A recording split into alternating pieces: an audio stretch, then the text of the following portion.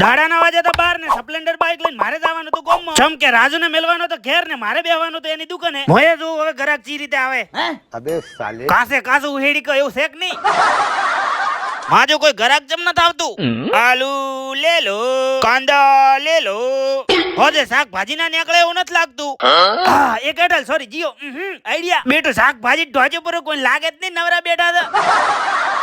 હા તો દુકાને થી આવી જાય આપણે ઘેર. તમે બે હું હાબુન મેલો કરતા હું. નવા નકર જૂનો કપડે પહેરી લીધે ને ઘેર આયા તા આપણે ફુલાવર. આયા તાર પાણી પાઈ દઉં. લ્યો હવે સા. મન તો હાવ થોડો હાલ દો. અરે બુડા તું કેનથી થોડો હાલું. અલ્યા બુડા એમ તો હોઠ પલડે એટલો થાય. પાણ્યા પછીની જિંદગી હાવ બેકાર થઈ ગઈ છે. આ માથાના પારકા છે. હોવે લ્યા શેળા જેવા જ લાગી છે. કેરી ની અંદર મરસું મેઠું નાસી દીધું. આમ આમ આમ મઠામ પાણી આવે ને પીધો તરસ ના લાગે. બે પૈણેલા પુરુષ વિથી કોટો ભેગા થઈને થઈ ગયા રવાના. ધુરંધર ખેલાડીઓ ક્રિકેટ રમીને વતન વાપસી કરી રહ્યા હતા ને અમે પહોંચી ગયા ભીલડી. રાજકોલી ભીલડી આવવાનું કારણ હતું કે આ બે ગરીબોને કરાવવાનો હતો નાસ્તો. અલ્યા ફોટમ થી જીવ સારું લાગે છે કે મગાવો. આજે લાલ કલર નું રહ્યું ની મગાવો. તારા લાલ માં મારે ફાઇનલી મંચુરિયન ની ડીશ આવી ગઈ. પેલા આ ઝાપટવા દે નક રહ્યું. હારું હેડો લાઈક ને બોલો કરી નાખો. મળે નવા બ્લોગ માં.